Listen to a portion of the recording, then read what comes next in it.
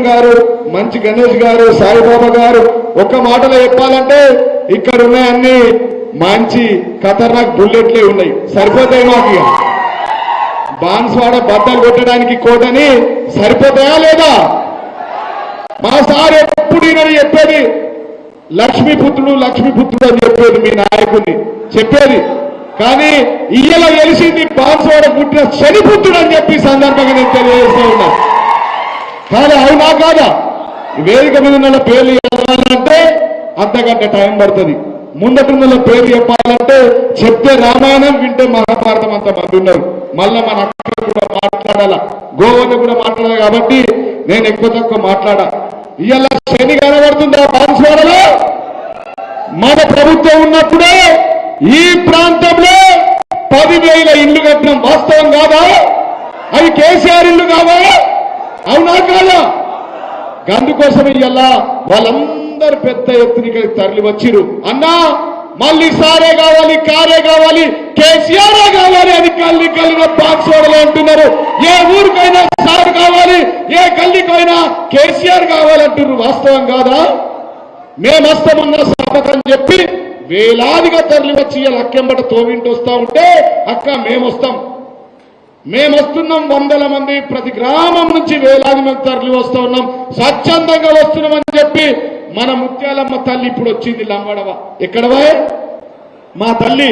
నేను నా వంతు సహాయం చేస్తా 2,000 రూపాయలని చెప్పి ఆ తల్లికి నేను చేతులెత్తి కేసీఆర్ తరఫున హృదయపూర్వక పాదాభివందనాలు తెలియజేస్తా ఉన్నా.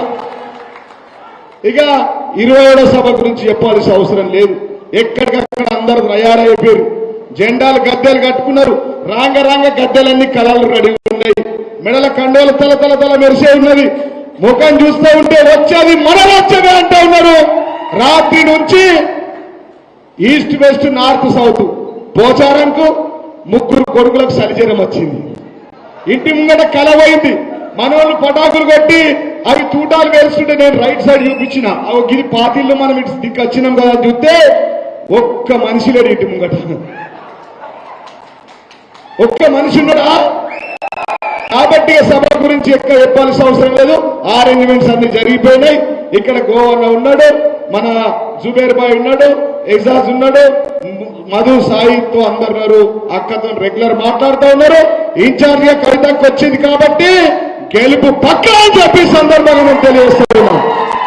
కేసీఆర్ ఎవరిని సెలక్షన్ చేసినా ఎలక్షన్ మనదే, సెలక్షన్ కేసీఆర్ అని చెప్పి సందర్భంగా నేను తెలియజేస్తా ఉన్నా. కాదా బీఆర్ఎస్ పార్టీ కాదా జెండా?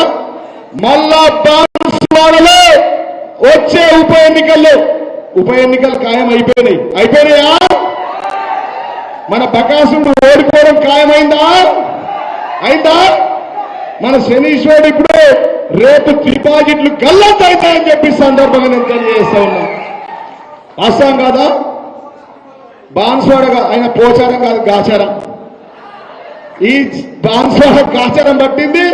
ఇదే లాస్ట్ పాపం, తర్వాత లేదు. ఫస్ట్ లో పసుపు జెండా ఉండే, అది అడుగు కట్టుకొని ఇంట్లో పెట్టుకున్నాడు. తర్వాత మనెంబట వచ్చింది గులాబీ జెండా పడితే బాన్స్వాడలో నిధులు. ఇక్కడ కొబ్బరికాయలు కొడితే కేసీఆర్ గారు అధికారంలో ఉన్నప్పుడు 6 నీళ్లు వచ్చినాయి. గంత అభివృద్ధి జరిగింది. అది ఎవరి వల్ల జరిగింది?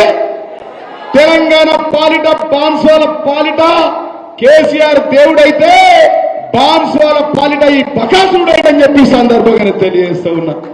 నేను రోజు సార్ దగ్గర ఉంటుంటిని, రోజు తప్పించి రోజు ఫోన్లు అభివృద్ధి గురించి.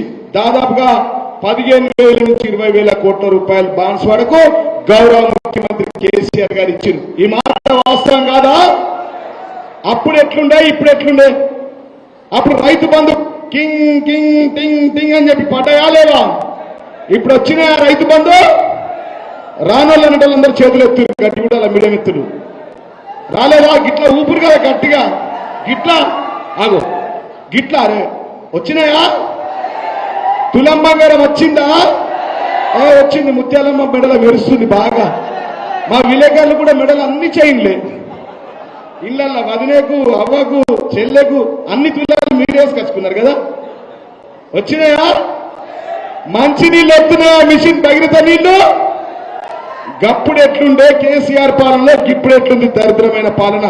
కేసీఆర్ పాలన ఒక స్వర్ణయుగంగా ఉంటే ఈ రేవంత్ రెడ్డి డమ్మి ముఖ్యమంత్రి పాలనలో ఒక రాజయుగంగా మారింది ఈ ప్రాంతం అని చెప్పి సందర్భంగా తెలియజేస్తున్నాం. ఒక్క పని జరుగుతుందా? చనిపోయిన వాళ్ళకి ఎవరికైనా 5 లక్షలు వచ్చినాయా? బాన్సోడలో వచ్చినాయా?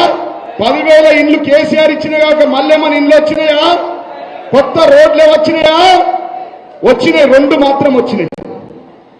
ఇసుక క్వారీలు ఉన్నాయి వాళ్ళకే, క్రషర్లు వాళ్ళే. అంతేనా? 3 కొడుకులకు 3 ఇసుక క్వారీలు, మంచికి 3 క్రషర్లు. గదినికి అమ్ముడు పోయిండు. ఈయన సౌభాగ్యం కోసం బాన్సోడం తాకట్టు పెట్టలేదు, దౌర్భాగ్యమైన పనులు చేయడానికి బాన్సోడం తాకట్టు పెట్టి అమ్మ పాలు దాగి తల్లి రొమ్ము మీద పాదాలతో గుద్దిన వ్యక్తి ఎవరన్నారంటే ఈ పోచారం శ్రీనివాస్ రెడ్డి అని చెప్పి సందర్భంగా తెలియజేస్తూ ఉన్నాం. వాస్తవం కాదా? సోయి లేదా? నీ వయసు ఎంత? మాటిన ఈయన ఇందాక చెప్తున్న జుబేర్ తమ్ముడు కూడా ఉన్నట్టు అన్ని చెప్తా. ఇప్పుడే ఇది అంతం కాదు, ఆరంభమే. ఒకటేసారి అన్ని చెప్తే పటాకులన్నీ వేల్చేది కదా. తమ్ముడిది చెప్తా, బామ్మర్ది చెప్తా, ఏడంతస్తులు చెప్తా, క్రషర్లు చెప్తా, ఇలా కంకర దంద చెప్తా, ఇసుక దంద చెప్తా, అన్ని చెప్పి ఓడగొట్టిపోతా జిల్లా అధ్యక్షుడిగా. కవితక్కని పట్టుకొని ఇటీటే తిరుగుతుందిగా, ఓడగొట్టిందాక ఈయన తిరుగుతాం. అంతేనక్క? పక్క ఓడగొట్టుడే.